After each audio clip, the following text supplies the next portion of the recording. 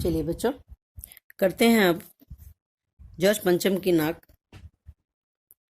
का पाठ आगे।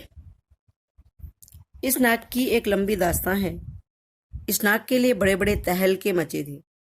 किसी वक्त आंदोलन भी हुए थे। राजनीतिक पार्टियों ने प्रस्ताव भी पास किए थे। चंदा भी जमा किया था।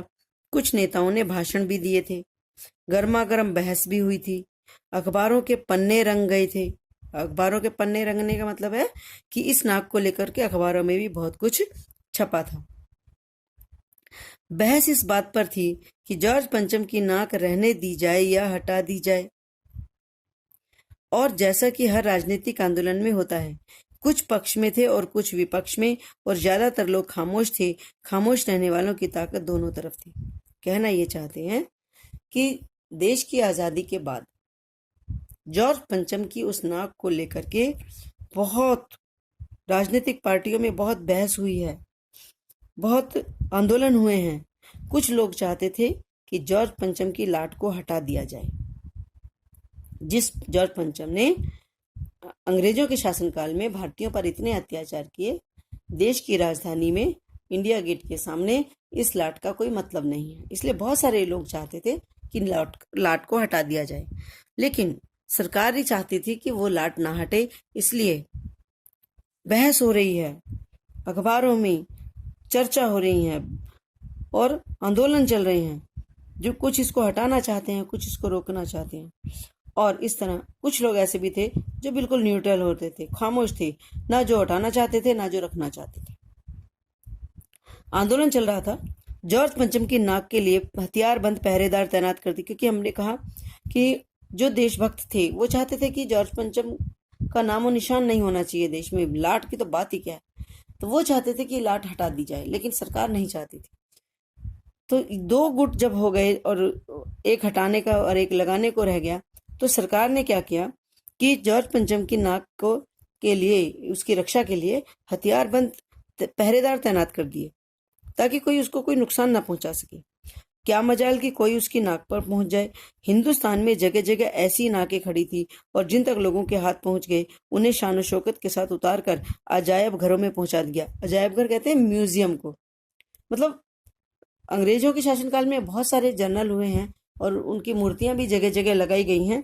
तो बहुत सारे देशभक्तों ने उनकी मूर्तियों को बड़ी इज्जत से, सम्मान से उतारा और म्यूजियम में ले जाकर के रख दिया, ताकि आने वाली पीढ़ी देखे कि ये भी लोग थे, इन्होंने देश पर शासन किया और क्या क्या इन्होंने हमारे साथ किया।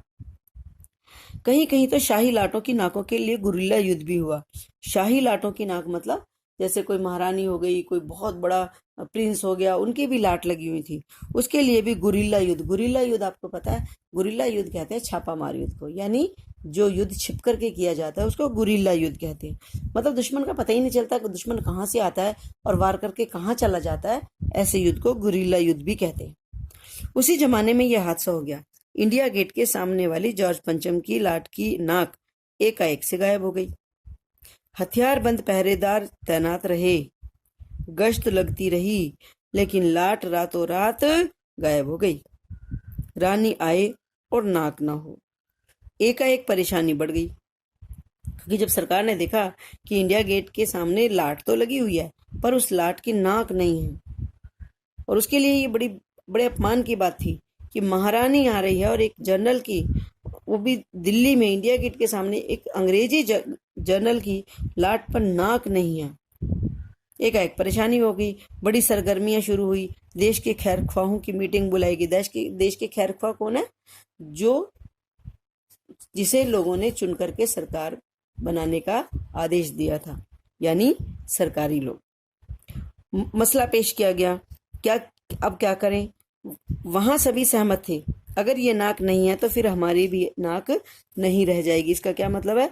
सभी एक ही मत से ये बात कह रहे हैं, महारानी आने वाली है, जॉर्ज पंचम की लाट पर अगर नाक नहीं होगी तो महारानी के सामने हमारी नाक यानी हमारी इज्जत भी नहीं रह पाएगी। इसलिए उच्च स्तर पर मशवरे हुए, दिमाग खरोंचे गए। दिमाग खरोंचना मतलब बहुत सोच विचार किया गया और फिर ये तय किया गया हर हालत में इस नाक का होना बहुत जरूरी है। और यह तय होते ही एक मूर्तिकार को हुक्म दिया गया कि वो फौरन दिल्ली में हाजिर हो।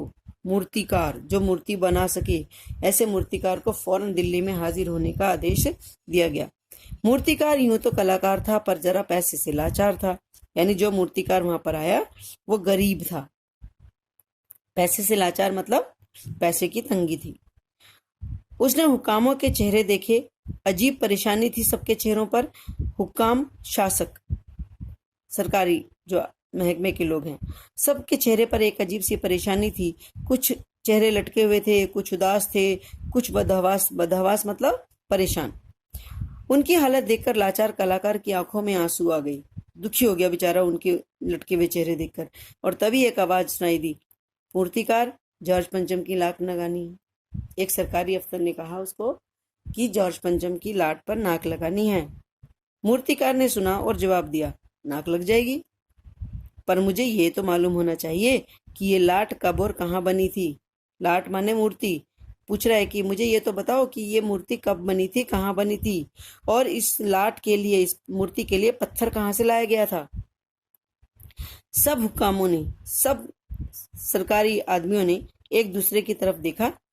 एक की नजर ने दूसरे से कहा कि ये बताने की जिम्मेदारी तुम्हारी है। यानी सरकारी लोग जैसे करते हैं, कोई काम कह दो तो एक दूसरे की तरफ देखते हैं और एक दूसरे की तरफ इशारा करते हैं कि ये काम मेरा नहीं है, ये काम तुम्हारा है। तो वो यहाँ पर हो रहा है कि एक की नजर ने दूसरे से कहा कि ये सब बताने की जिम्मेदारी तुम्हारी है। खैर मसला हल हुआ और एक क्लर्क को फोन किया गया और इस बात की पूरी छानबीन करने का काम उसे सौंप दिया गया। यानी उसको कहा गया कि तुम पता लगाओ कि पत्थर कहाँ, लाट किस पत्थर की बनी है, ये पत्थर कहाँ से आया। पुरातत्व विभाग की फाइलों के पेट चीरे गए। पुरातत्व विभाग का मतलब होता है आर्कियोलॉजिकल सर्वे ऑफ इंडिया। यानी जो लोग पुरानी पुरानी चीजों के बारे में जानकारी रखते हैं उसे पुरातत्व विभाग कहते हैं। तो पुरातत्व विभाग में जितनी फाइलें रखी थी, पुरानी चीजों की जानकारी को लेकर के जितनी फाइलें वहां रखी हुई थी, उन सारी फाइलों के पेट चीरे गए का मतलब उनको खंगाला गया, उनको देखा गया, खोला गया। लेकिन उन फाइलों से भी इस लाट के पत्थर, लाट के बारे में कुछ पता नहीं चला। क्लर्क ने लौटकर कमेटी के सामने कांपते हुए ये बयान दिया। कांपते हुए मतलब डरते हुए ये बयान दिया, सर मेरी खता माफ हो। खता माने मेरी गलती, माफ हो। फाइलें सब कुछ हजम कर चुकी हैं, यानी फाइलों में कुछ भी पता नहीं लगा है। हुक्कामों के चेहरों पर उदासी के बादल छा गए। एक खास कमेटी बनाई गई और उसके जिम्मे ये काम दिया गया, जैसे भी हो ये काम होना है और इस नाक का दारोमदार आप पर है। दारोमदार मतलब जिम्मेदारी। तो जितने भी शासक थे उन्होंने एक खास कमेटी बना दी। जैसा कि सरकारी महकमे में होता है, कोई काम सरकार से होता नहीं है, एक कमेटी बना देते हैं और उनको कहते हैं ये तुम्हारी जिम्मेदारी है और समय पर ये हो जाना चाहिए, अब ये नाक लगानी है, ये सारी जिम्मेदारी तुम्हारी है। आखिर मूर्तिकार को फिर बुलाया गया और उसने मसला हल कर दिया। वो बोला, पत्थर की किस्म का ठीक से पता नहीं चल रहा तो परेशान मत होइए, मैं हिंदुस्तान के हर पहाड़ पर जाऊंगा और ऐसा ही पत्थर खोज कर ले आऊंगा। कमेटी के सदस्यों की जान में जान आ गई। सभापति ने, जो कमेटी का सभापति था, उसने चलते चलते बड़े गर्व से कहा, ऐसी क्या चीज है जो हिंदुस्तान में मिलती नहीं है? हर चीज इस देश के गर्भ में छिपी है।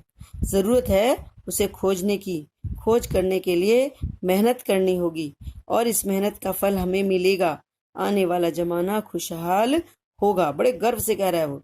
अभी तो उसने सिर्फ इतना ही कहा है मूर्तिकार ने कि चिंता न करो, मैं पत्थर ढूंढ के ले आऊंगा।